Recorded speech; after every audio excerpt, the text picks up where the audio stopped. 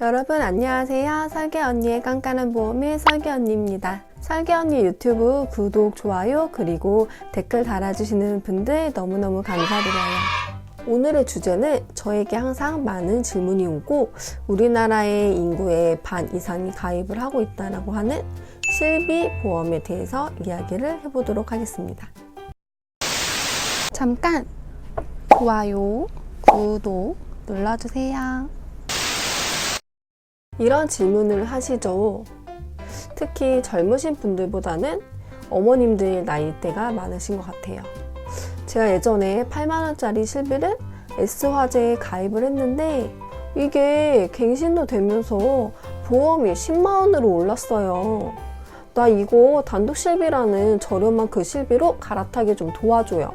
옆집에 영희 엄마가 저렴한 단독 실비로 갈아탔다고 하는데 나도 단독 실비로 갈아타면 좋은 거 아닌가? 여러분, 보험 무턱대고 해지하고 재가입하고 그러는 거 아니에요. 다들 알고 계시죠? 보험이라는 것은 무조건적인 것이 없이 그냥 연령, 성별, 병력 이런 개인에 따라서 갱신이 맞을 수도 있고 비갱신이 맞을 수도 있고 예전 실비가 나을 수도 있고 지금 새로운 실비가 리스크를 줄이게 될 수도 있어요. 즉 답이 없다는 거죠. 우리 의료비를 보게 되면 급여 항목과 비급여 항목이 있어요.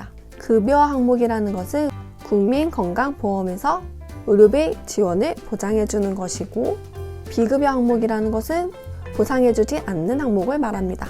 건강보험으로도 보상이 되지 않았던 비급여 항목에 대해서 병원비의 리스크를 조금이라도 줄여보고자 여러분들은 실비보험이라는 것을 가입을 했던 거죠.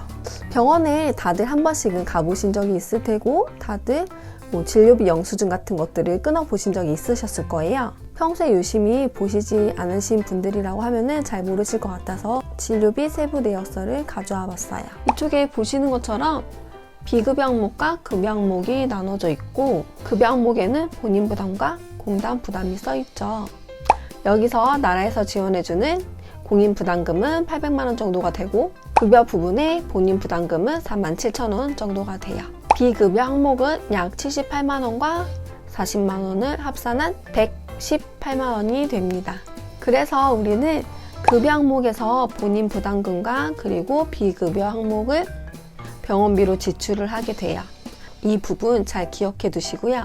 이제 그 다음으로 살펴볼 것이 실비보험의 변천사입니다. 가입 시기별로는 크게 세 가지로 나눠볼 수 있는데요. 첫 번째는 2009년 10월 이전에 가입한 표준화 이전의 실손. 이때 가입하신 분들이 급여와 비급여의 구분이 없는 100%를 보장해주는 실비를 가입하신 거죠. 두 번째, 표준화 이후 실손 급여 항목은 10%는 본인 부담금, 90%는 보장을 받게 되고 비급여 항목에서는 80에서 90% 보장을 받게 됩니다. 세 번째, 착한 실손은 급여 90%, 비급여 80%를 보장받게 됩니다. 단, 따로 특약에 구분이 되어서 도수치료, MRI, 주사제가 구분이 되었습니다. 그래서 아까 보셨던 진료비 내역서를 예를 들어서 말씀드린다면 2009년 8월 이전에 실비를 가입하신 분들이라면 모든 부분에 대해서 보장을 받으시게 될 거고 그 이후에 가입하셨던 분들은 큰 부분에 대해서만 크게 계산을 해본다라고 하면 본인 부담금이 10%가 되니까는 4,700원이 본인 부담금이 되실 거고 비급여 부분에 대해서는 10에서 20%를 부담하셔야 하니까 11만 8천원 정도에서 23만 7천원 정도를 부담하시게 되는 거예요. 실비보험의 변천사에서 크게 두 가지 보험에 대해서 비교를 해서 보도록 할게요. 2009년 8월 이전의 실손보험과 2017년 4월 이후의 실손보험에 대해서 비교해 보도록 하겠습니다. 아무래도 보장을 중점적으로 비교를 해서 보여드리다 보니까 어떤 보험이 보장 면에서 좋은지는 확연히 구분하실 수 있을 텐데 보시는 것과 같이 보장적인 면이라고 한다라고 하면 표준화 이전이 2009년 8월 이전의 실손보험이 맞습니다. 그럼 현재 실손보험은 장점이 없는 것일까요? 자, 이제는 보장을 떠나서 보험료 인상에 대해서 한번 생각을 해보자고요.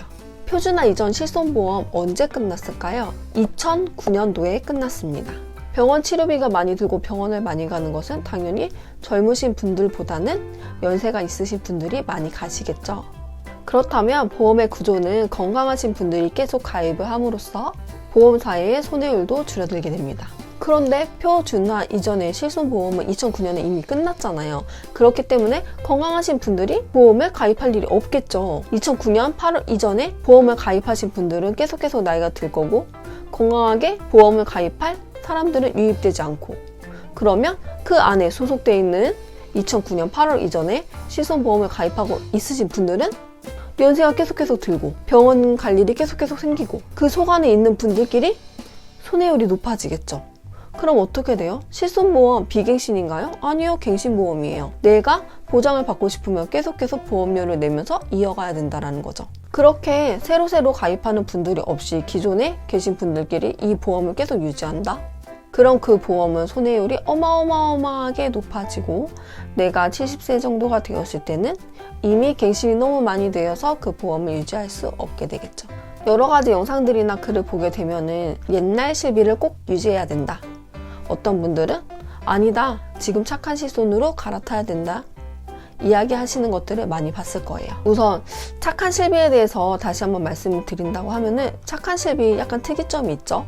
도수 치료, 주사제, MRI가 특약이 따로 빠져 있어요. 이 비급여 3종 특약은 여러분이 병원에 가셔서 치료를 많이 받게 되는 부분이고, 그렇게 치료를 많이 받다 보면 그만큼 손해율도 당연히 높아지겠죠.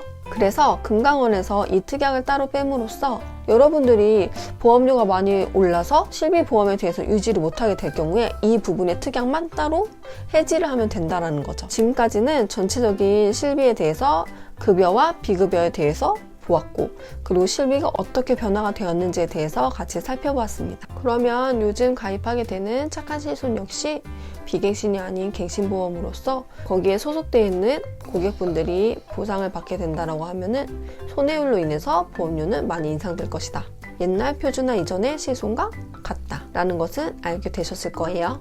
그런데 옛날 실손 가입하신 분들 보험료 보게 되면은 어떤 분들은 10만원, 어떤 분들은 8만원, 어떤 분들은 5만원 이렇게 막 다르다는 거 아실 거예요. 그리고 또 그렇게 가입하고 계신 분들도 계실 텐데, 그런 분들은 그 보험이 실비보험이 아니라 실비와 함께 주계약 그리고 다른 특약들이 같이 가입이 됨으로써 보장을 받게 되는 보험이라고 아시면 돼요.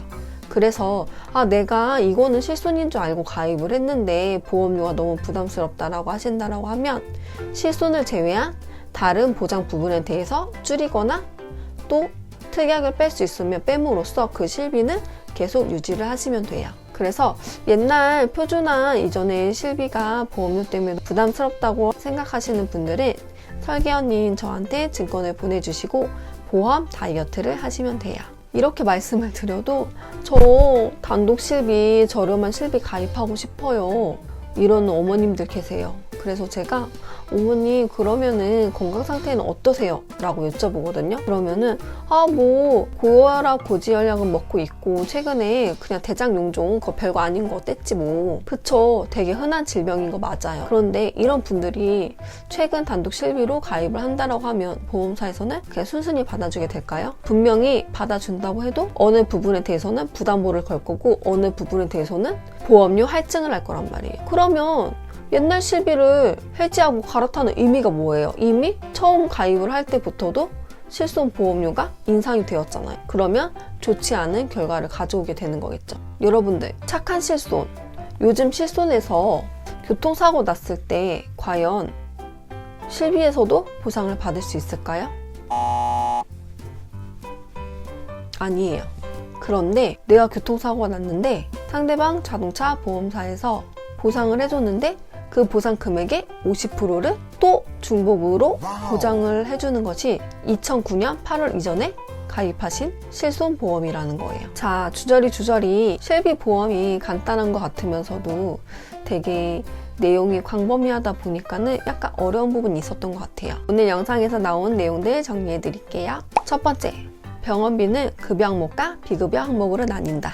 급여 항목에서는 본인 부담과 그리고 공단 부담, 비급여 항목에서는 그냥 본인이 부담한다. 2009년 8월 이전에는 급여, 비급여 상관없이 100% 보상이 되고 그 이후에는 급여는 90%, 비급여에 대해서는 80%에서 90%가 보장이 되고 또 최근에 실손보험은 MRI와 도수 치료 그리고 주사제가 따로 분리되었다. 두 번째, 보장면에서는 분명히 2009년 8월 이전에 표준화되기 이전인 실비가 좋다. 하지만 새로운 건강한 사람들이 가입할 수 있는 실손보험이 아니기 때문에 손해율은 점점 높아질 것이다. 착한 단독 실비는 사람들이 많이 치료받게 되는 MRI나 도수치료 그리고 주사제에 대해서 따로 단독으로 특약이 나눠져 있음으로써 나이가 들고 손해율이 높아질 경우에는 이 부분에 대해서만 특약을 해지할 수 있습니다. 하지만 이 착한 실손인 단독 실비 역시 갱신이라는 거. 아무리 건강한 사람들이 계속 유입이 되고 가입을 한다라고 해도 고령화 시대이고 어차피 나이 드신 분들이 병원에 가서 치료를 받음으로써 어차피 손해율은 높아져요. 문재인 케어로 인해서 비급여 부분도 공단 부담으로 국민들의 병원비 부담을 줄여준다고는 하지만 병원이 바보는 아니거든요. 새로운 비급여 항목들을 만들어내면서 국민들의 부담은 줄어들지 않을 거예요. 그래도 보험료 측면에서는 옛날 실비보다는 최근 실비가 저렴한 것은 맞아요. 세 번째, 비싼 실비 보험 무조건 해지할 것이 아니라 보험 다이어트를 하자. 설계 언니에게 증권을 보내주시면 어떤 부분을 줄이는 게 좋은지, 쓸데없는 적립보험료는 없는지, 실손보험에 불필요한 진단금들로 인해서 보험료만 비싼 건 아닌지 보장 분석을 잘 해드리고 보장 자산을 잘 준비할 수 있도록 도와드립니다. 네 번째, 옛날 실비에서 보장을 이미 잘 받고 계셨던 분들이라고 하면은 착한 단독 실비 병력으로 인해서 어차피 가입하시기 어려우실 거예요. 그런 분들이라고 하면은 옛날 실비를 유지하는 것이 답이고요. 옛날 실비에서도 마지막 연령대가 아마 현재로서는 10살 정도 되실 거예요. 그런 분들이라고 하면은 건강하고 특별한 고지가 없다라고 하면 착한 단독 실비로 저렴한 보험료를 유지하는 것이 좋은 방법이라고 생각해요. 다섯 번째, 옛날 실손보험이던 요즘 착한 실손보험이던 이렇게 경제 사정이 좋지 않은 때에 실비보험은 꼭 있어야 합니다. 유튜브 검색창에서 설계 언니의 깐깐한 보험 치시면 제가 올린 영상들 쭉 나오거든요. 보시고 조금이나마 도움 되셨으면 좋겠어요. 저는 여러분들이 당연히 설계사 분들이나 다른 전문가 분들처럼 다 알 수는 없지만 좋으신 분들의 이런 영상들을 보고 알아가면서 저같이 옛날에 어떤 보험인지도 모르고 가입하고 해지했던 그런 호갱이 아니라 똑똑한 고객이 되셨으면 좋겠어요. 여러분들 설계 언니한테 좋아요, 구독 엄청난 힘이 된다는 거 아시죠? 저도 사람이다 보니까 이런 정보들을 올리면서 틀린 부분이 있을 수도 있고 여러분들의 생각은 다를 수도 있을 거라고 생각해요. 그래서 그런 것들에 대해서 댓글 달아주시는 것도 모두 환영하니까 많이 댓글 달아주세요. 그럼 오늘도 끝까지 구독해주신 여러분들 사랑합니다. 다음 영상에서 또 만나요. 빠용.